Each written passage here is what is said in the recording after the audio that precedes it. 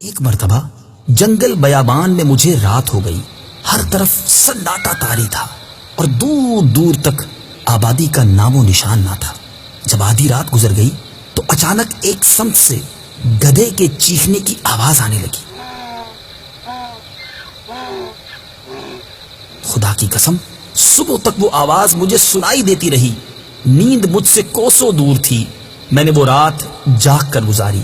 صبح ہوتے ہی میں اس سمت چل دیا جہاں سے آواز آ رہی تھی. وہاں پہنچا تو ایک عجیب و غریب منظر دیکھ کر میں حیران رہ گیا.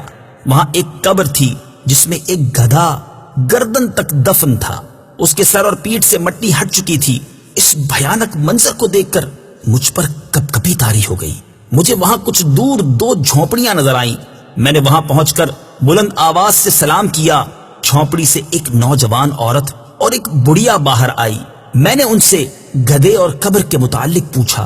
انہوں نے کہا اگر تم اس کے متعلق نہ پوچھو تو کیا حرج ہے. میں نے کہا میں اس بھیانک منظر کے متعلق ضرور دریافت کروں گا. برائے کرم مجھے صورتحال سے آگاہ کر دیجئے. عورت نے کہا اچھا اگر تم سننا ہی چاہتے ہو تو سنو. خدا کی قسم وہ گدھا جو تم نے قبر میں دفن دیکھا وہ میرا شوہر اور اس بڑھیا کا بیٹا تھا.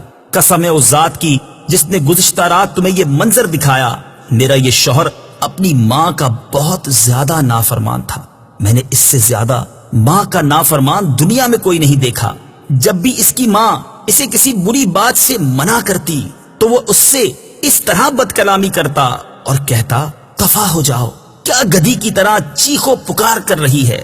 جا مجھے تیری بات نہیں سننی. آخر کار دکھیاری ماں نے تنگ آ کر کہا اللہ تعالیٰ تجھے گدھے کی طرح بنا دے. جب یہ نافرمان مر گیا تو ہم نے اسے دفنا دیا. جس دن ہم نے اسے دفنایا اسی دن سے یہ گدھے کی شکل اختیار کر گیا.